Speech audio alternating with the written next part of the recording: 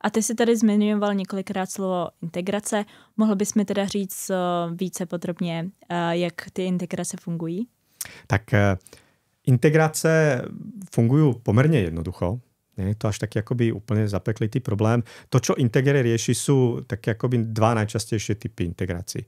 Jedna integrácia, taká veľmi častá, hlavne u takých starších systémov, je integrácia, ktorá je spúšťaná nejakým časovačom. Čiže ja mám systém A a systém B a každých 5 minút potrebujem preliať nejaké data z jedného systému do druhého.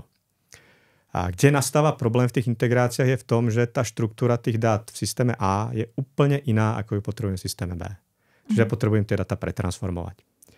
A existuje veľké množstvo ako prístupov, jak tomuto problému jak ho môžem vyriešiť.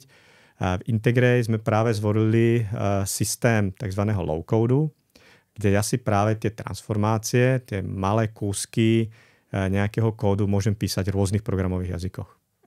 Čiže pokiaľ som databázista, môžem písať SQL-ku, pokiaľ mám Python, môžem použiť Python, pokiaľ rozumiem JavaScriptu alebo TypeScriptu, môžem použiť JavaScript.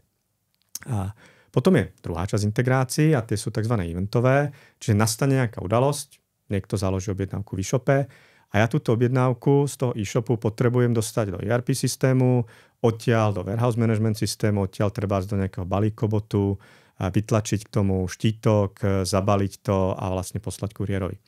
Opäť tu je veľké množstvo prepojov, čo vlastne Integre spraví v tej firme, miesto toho, aby som ja musel niečo preťukávať z jednej obrazovky do druhej alebo z jednej aplikácie do druhej, tak to za mňa urobí povedzme nejaká aplikácia, nejaká platforma, ktorá beží na pozadí a to je vlastne to Integre.